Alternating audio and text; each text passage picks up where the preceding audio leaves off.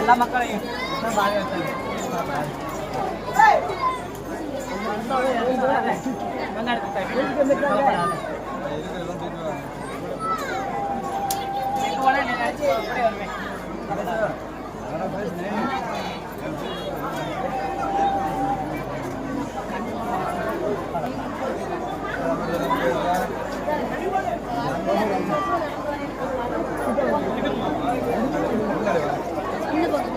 தட்டி கொடுத்தனா